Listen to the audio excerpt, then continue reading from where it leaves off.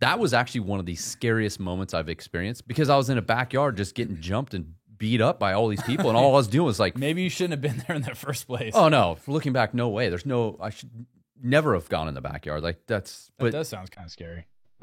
I'm trying to do the intro here. Dude, I'm sorry. All right, welcome.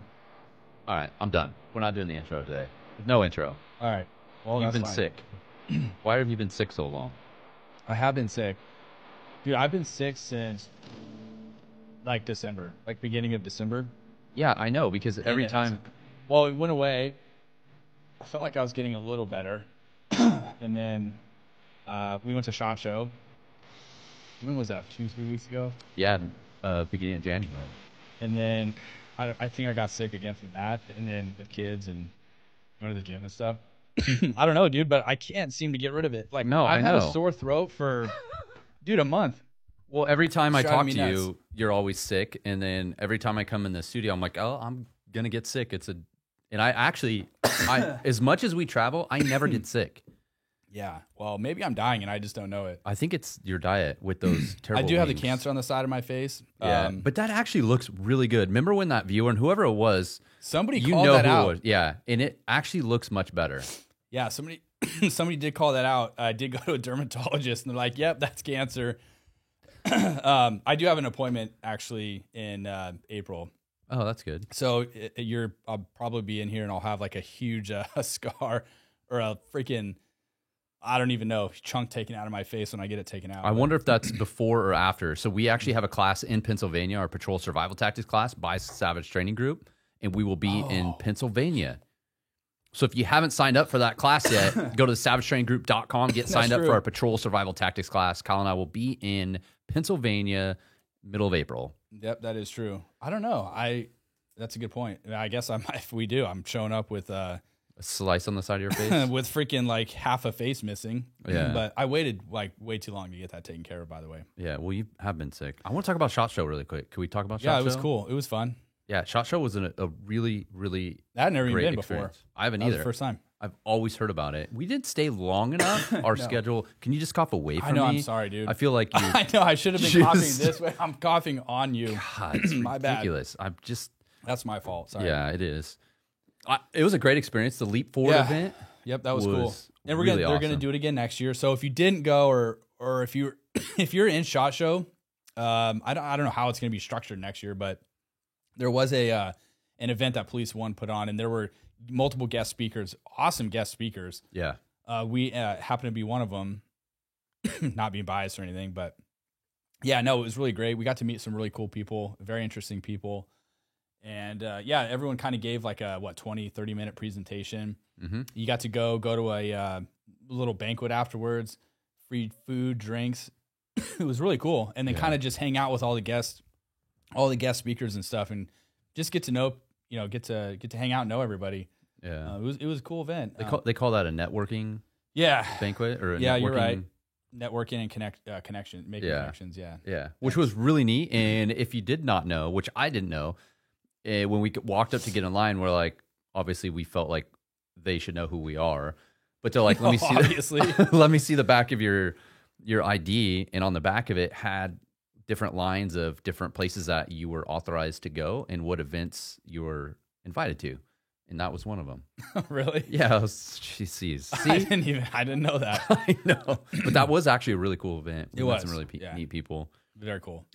SHOT Show's huge, dude. I had no idea how big it actually was. Like, I see it on social media all the time. Like, a lot of big name people go to those, but man, I was impressed. Like, it was huge. There was Yeah. a lot of vendors there. Yes. So it was cool. Yeah. We had a great time. They expect about I don't 100,000 like people Vegas, that though. go.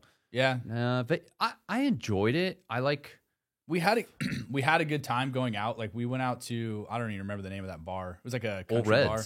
bar. Yeah, Old Blake Reds. Shelton's bar. That was Yeah. cool. We It's like met a the three-story- Las Vegas, Yeah. the Metro PD guys. Yeah, shout that out was to pretty those rad. guys. Yeah, yeah. Thanks for coming by and hanging out with us for a little bit. That was Yeah. pretty cool. Yeah, he just did me a favor the other day that I can't speak of on here, but he hooked it up. He was a good dude. Oh, really? Yeah, I'll tell you afterward. All right, right on. But yeah, just going out in Vegas, it's kind of too much for me. I mean, there was a there were other conventions going on. There was a concrete convention that was going on. There was like over 100,000 people that were attending that. So, dude, for one beer, it didn't matter where we went. Oh yeah. Just like a Coors Light, dude.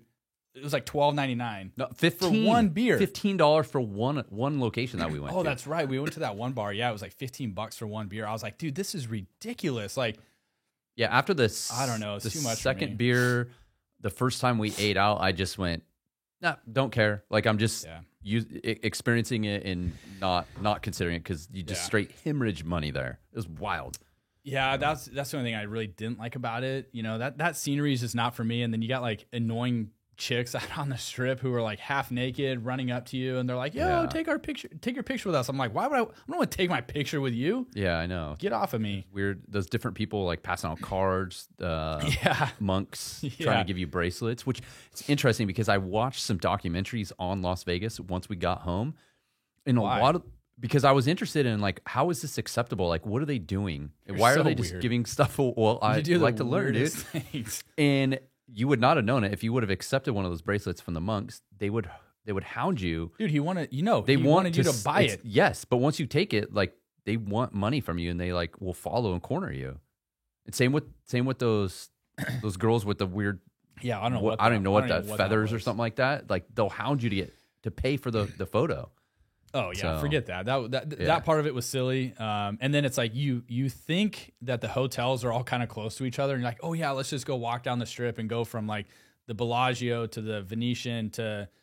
Oh man, I can't wait to tell people where we stayed. But that's gonna remain undisclosed. That was Mark's doing. And dude, it's like a mile. Like you walk so much and so far to something that looks so close. I'm like, I'm over this, dude. And it was freezing cold there. They even really said they're like, this is as cold as it's ever been in Vegas. It was freezing. We didn't dress appropriately. We were wearing t-shirts and it was freaking freezing. Well, we seemed windy. We seemed to overlook dressing appropriate attire for the time and place. Because remember last year, yes, we went to Pittsburgh and it was snowing and we had shirts on. Yes, t-shirts on. Stupid. Yeah, it was 12 degrees, and our rental car was a 4-wheel drive. Yeah. Yeah. Tell people where you booked our rooms at SHOT Show. So that I left in your hands. Yeah. Well, it was recommended, but nobody recommended that. The initial location, I could not get us a room. It was sold out. So mapping it and trying to do some research, it looked like, one hotel over, the Flamingo. Yeah, the Flamingo. The Flamingo looked pretty cool with the pictures and had some little neat little actual birds and stuff that were in there. A flamingo, yes. Yeah, and I was like, that's totally easy to walk. Well, not realizing these properties are so massive, it was a half a mile to where we had to be. Yeah, it was a bit ridiculous. Yeah. The hotel, everything was pink.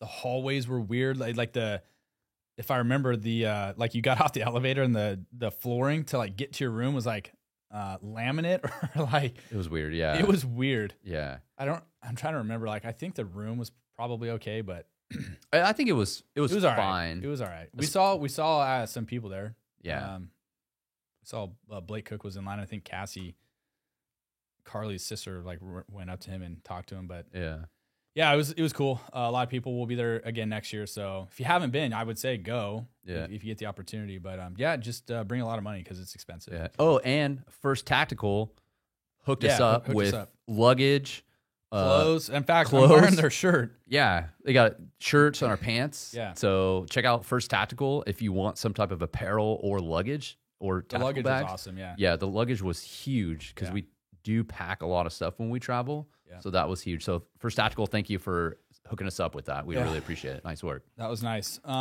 Shoot, dude. Well, I guess we kind of went into this one a little unprepared. People have been asking for these longer form podcasts. I have all kinds of stuff, but yeah, we don't. I thought I was in the gym today and I was thinking before we came over here to the studio. I don't know why I thought this, but whatever, I did. And I had a question for you. Oh, great. What is it? I think because maybe somebody asked it to me recently and I didn't know how to answer it. And it was like, what's in law enforcement? Like what has been like has there been a single most like scary situation you've been involved in? Like if you could just pick one. I know that's tough. It's tough to come up with that because not really, because like there's a lot of there is one that stands out to me. There's a lot of calls where you have a lot of adrenaline.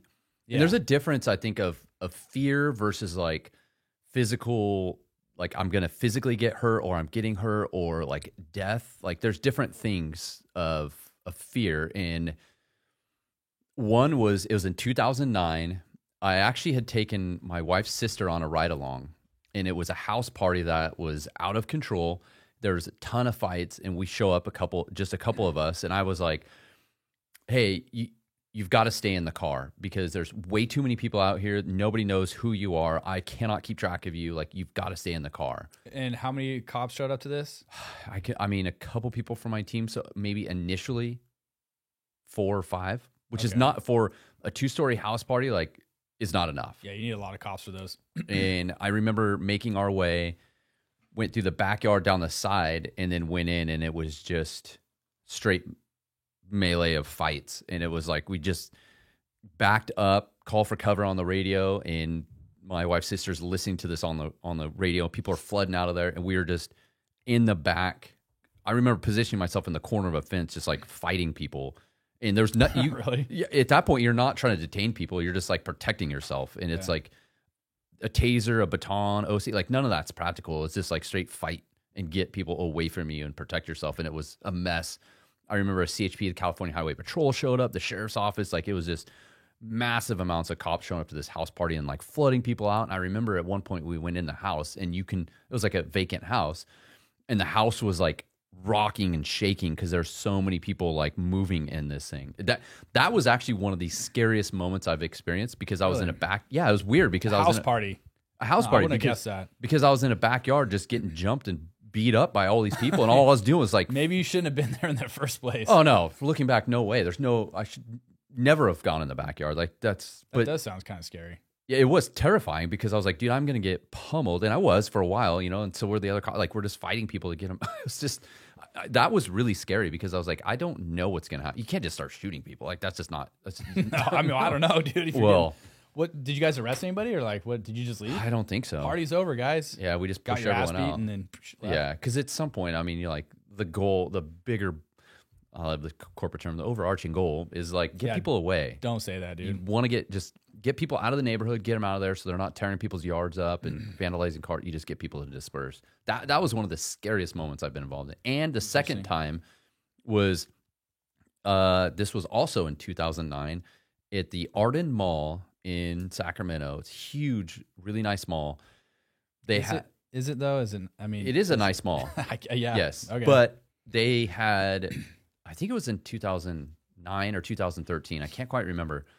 The Space Jams Jordan shoes were being released from Space Jams. I think I remember this. And the mall, there's 2 shoe stores in it. They shut the mall down. I remember this. No one. Did you come to it? No. The city I'm in, the mall. We had to do the same thing in the mall in our city. Well, I'm curious to see what happened on yours because ours, they had passed out tickets to people for one pair of shoe, and they lined them up in a parking lot. And it was far from the entrance, and a bunch of us were near the entrance. And then somebody ran, and it was just pure chaos and people running up. And I was on the inside of the mall, and there was cops pushed up and getting smashed against the window with crowds pushing on the doors to get into the mall. And they were literally mashing, getting squished, and they could not do anything. So we had to pop the doors and I remember like turning my back and just hiding up against the wall and just crowds of people rushing in, running upstairs for shoes. It was for Space Jam shoes. Yeah. So stupid. And I remember that. That same night, we were looking on, because that's when eBay was huge. That same night, they're putting them on eBay for like $1,000, $1,500. That's crazy. Yeah. That reminds me of the scene from Jingle All the Way. I'm a Christmas guy, so. Yeah, I know you are. When they're trying to get Turbo Man and whatever. I'm not a Christmas, sorry. You've never seen it before. No. Whatever. That's your question? Yeah, that was my question. Interesting. Did it suck? No, it's just like, it's weird because those are the 2 things that actually stand out to me. You answered it pretty quickly. Like, yeah, because those affected you. Because they really stood out to me. Like those were scary moments. And I remember getting back to the car when my sister-in-law did the ride along, and she was shaking like crazy because cars are getting flooded with people. Like I bet. Yeah. That'd be scary being in her Yeah. position. Yeah. I think for sure mine was during the riots, the George Floyd riots in downtown Sac. Oh my gosh, dude. being overwhelmed by thousands of people, and you were like in these little clusters of like groups of your buddies and cops. And I mean, dude, there was like fucking thousands of people surrounding you, like throwing M80s at us. I remember being very terrified, and I remember thinking to myself, like, I do not want to be here right now. Like, all I wanted to do was like take my uniform off and just like go into the crowd and be one of them, dude. Yeah, because dude, they all wanted to like fucking kill you. Like they did not like the police. That was a weird time. Those were scary moments too. I remember that. Bad. Being on the front line and like I didn't like that. You're like platoon leaders, I think is what it's called, behind you telling you what to do, and you're like, dude, I am. All it would take is for one person to incite all those people to just overrun you, and you are effed. You're screwed. I mean, dude, we were like, the looting was going on, the rioting was happening, buildings were burning, and like, dude, it was so wild. I have video footage on my phone. We're like running around just shooting people with like bean bags. People were stealing from like, they were looting from like CVS, all the prescription drugs, and then going into Bevmo. Like they smashed Bevmo, stole all the alcohol, so now they're all drunk. Yeah, it was wild. Jewelry stores were broken into. It was so crazy. Yeah, that was probably the worst time of my career. That was definitely the scariest moment of my career. Yeah, and you know what? There was officers working at other cities across the country who had it worse. Yeah, I mean, hands down to them for working those, because they worked a lot of them worked. That was their sole responsibility for months. Dude, a lot of guys quit over that. Yeah, it piles up. That's definitely hard. It was long hours. That was wild. I'll never forget that time. Hopefully that never happens again. But and we've been in a lot of crazy situations like shootings and stuff. And like, yeah, that's scary, but that was extra scary to me. Yeah, it's different. It's a different level of fear. Yeah, that was my only question I had. That was a good one. That was a good question. Do you have a question? I'm trying to think. Maybe. I do have a question. I'm just coming up with it. I'm just thinking about it. I was trying to think of like what are questions people have been asking us on social media. We do get a lot of questions. Yeah. Sorry if we don't get back to you guys on a lot. I mean, Kyle's been sick. I have been sick, but I've still been working. Like I still work full time. He still works. A lot going on. Plus, we travel a lot, like training and stuff. Yeah, we do travel a lot. Well, I'm in this class too. I'm in this leadership class. I don't know. We never even mentioned it, but it's like a 8-month long program, and it is it's a lot of work. I mean, multiple books you have to read before each session, and so I have to go to San Diego and Southern California every month for basically a week at a time, and do like a massive amount of homework. And I do want to brag and say I got voted for one of the class speakers for our graduation next month. So yeah, you did, and you've told me some funny stories about it. But I would have to say, and I have not mentioned this to you, and this is live the first time I'm going to mention it. I've actually noticed a difference in your like leadership in a way. No, you haven't. Yes, you have a different, like you're a little more well-rounded in thinking about stuff. You still make random spur of the moment decisions that like are terrible, but like other things, when it comes to like things that happen at your work, and you've told me some stories, I'm like, I'm really impressed. So you thought I was an idiot before, and you think because I went to this school, I'm less of an idiot. That's what you just said. No, that's one thing I've never actually thought you're an idiot when it came to like work, because you are very well respected and good. I just think you can really see a notice in growth. Interesting. Like professional growth. So I don't tell my boss that, because he made me go to this, and I really did. I put this off for like a year. I was like, I'm not going. Yeah. And they're like, well, it's in San Diego. So I'm like, well, okay. I imagine your work has noticed that. Like they should take notice, because it's very obvious. Yeah, I don't know. Yeah. But thank you for that. Yeah, that was the nicest thing you've ever said to me. Yeah. I wish people could see our conversations that we have outside of the camera. We're around each other a lot because of this podcast. I mean, we've been doing it now for 3 years, maybe 4. Yeah. It's probably been like 4 years. Dude, we communicate with each other daily. Just over this whole thing, and like all the stuff that comes with it, sponsorships, like everything, we're in constant communication. I've never spoke to anybody as much as I talk to you. I know. And it's funny is like, it used to be there's two people that I will always answer my phone for. Obviously my wife and then my brother. But in the last 2 years, you've worked your way up to number 3, where if my brother or my wife or you calls, it doesn't matter, I answer it. Yeah, that you better. Well, I feel like it's the same on my side. Like you answer when I call. Yeah. Unless you're like actually doing something at work where you can't, which I mean, there's times, but like, Yeah, but usually I'll text you and be like, I can't talk right now. yeah. So you're, Well, what's annoying about you is you will call me and like I'll miss your call, but I swear I'll call you back within maybe a minute and you send me to voicemail. And I'm like, how is that possible? And then you'll text me back right away and be like, I can't talk, I'm in a meeting. But I'm like, but you just called me. You do that all the time. are we talking about things that annoy us? Well, I guess so now that we just brought it up. But yeah, that's something that is so frustrating with you is like I can never get a hold of you and you're always like, I'm in a meeting. But then like you had just called me. You do that often. So one of the things I don't think they taught you in leadership class is Giving people grace. no cell phone discipline, right? Oh, I thought you're going to grab it right now. Cell phone discipline. Like Screwing around with this pen. when I talk to somebody, I make a point to like not be on my phone. I do too. No, I I feel like rarely have my phone out when we're talking or doing a podcast. podcasts totally different, but if we're talking, you're on your phone. That's true sometimes. Sometimes, all the time. Yeah. I think guys that I work with on my team would probably say the same thing. In fact, I think one of them has actually said that. Yeah. Dude, I got a lot going on. I know you do. I'm just saying, like, you want me to point out something for you. That's We do a lot. Like between this is a full-time thing. I mean, I know people can't see that, but it is. yeah. Plus full-time job. Plus we work for a training company. We're traveling a lot. We're doing that constantly, adding stuff to our class. Like, we're always looking for like new things that are going on to like integrate into it. And so, and then traveling for that. So yeah, there's a lot going on, dude. Yeah. Plus I got my kids. Yeah. So And summertime's coming. yeah, I can't wait for that. All right. Well, this was an interesting podcast. I actually really like this one. I think we should wrap this one up because it's about time for your medicine. I noticed that you're getting a little tired. You probably should take your nap. I do need to take my medicine and maybe rack out for a little bit. Yeah. We need to get a couch in here. We're still waiting to do that. Yeah. Take little naps in our studio. We got a refrigerator, some chairs. We do need to.